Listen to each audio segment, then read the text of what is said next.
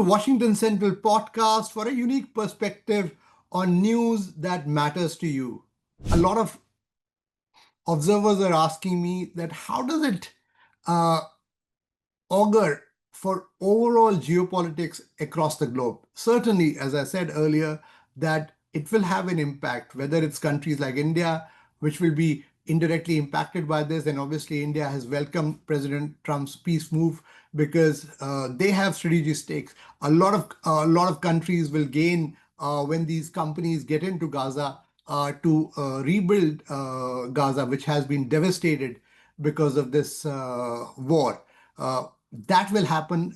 Major companies will get in, invest there. It will, in a way, become a security guarantee as well, because investment brings prosperity. Prosperity also leads that there are interest from all side countries which will invest in Gaza to make sure that it does not uh, go back to its earlier times where it was being used by terror groups like Hamas to launch attacks against Israel and other countries across the globe. So certainly that itself can be a big template in the future if the Gaza peace plan becomes a successful template. It can be used in other countries across the globe as well.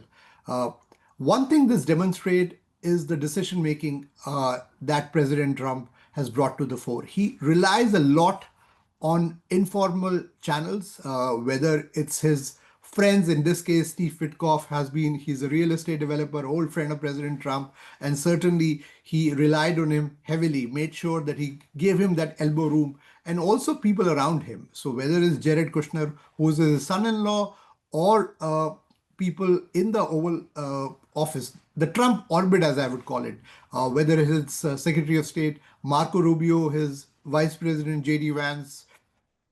So all these are part of a Trump orbit, which has helped him in his geopolitical forays, And President Trump, as a personality, he's driven by certain. He's like a builder in many ways, builder of connects, alliances, personal networks, and that's the reason why this Gaza peace plan was also successful, because he not only relentlessly pursued it, but also went back and forth with different interlocutors. In fact, on a day when it seemed that everything was already, and the government of Qatar was very upset about the Israeli attack on some of the Hamas leaders, and it seemed that the deal cannot be stitched at all. He called the Israeli Prime Minister in the Oval Office, made a phone call to the Qatari Prime Minister, made him apologize. So all these were semantics, all these were elements in President Trump's broader plan to be a peacemaker. He has not shied away from breaking protocol in many times by making sure that he picks up the phone, directly talks to a leader and says that, hey,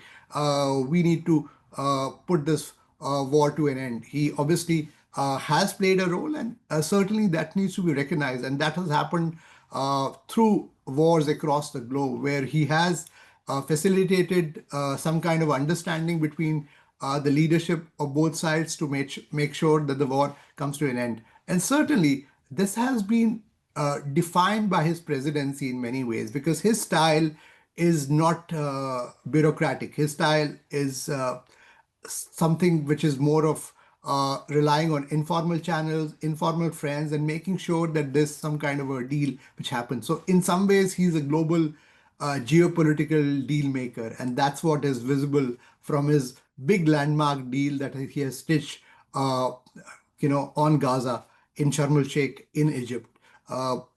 Many earlier had thought that this was not possible. He has certainly made impossible possible. And, that is the reason why across the US, many of his critics are also now hailing this as a big achievement of President Trump and his administration. Certainly, this will make sure that his approval ratings will go up, not only within the US, but certainly across the globe as well, because this was something which the world needed. And many leaders had tried earlier, but they were not successful. In President Trump's case, he, because of his persistence, made sure that all the parties were brought together. There were several rounds of back and forth, back channel negotiations, pressure tactics, and he uses it a lot, as you have seen. Sometimes it works, sometimes it doesn't. So whether it's tariffs or these negotiations, he's somebody who really follows it up. And there is no, in fact, somebody was telling me in White House that sometimes in the middle of the night they will get a call late in the night where President Trump will be on the line talking about what's happening on this particular issue that he has tasked them. So he's somebody who is focused when he wants to focus because he wants that end result to come out. Yes, he's also somebody, when it comes to media, a very accessible president. I haven't seen many world leaders across the globe of being that accessible to the media. He's always willing to answer questions, give his perspectives. Yes, he has a certain point of view which he makes sure that comes out. But you see it.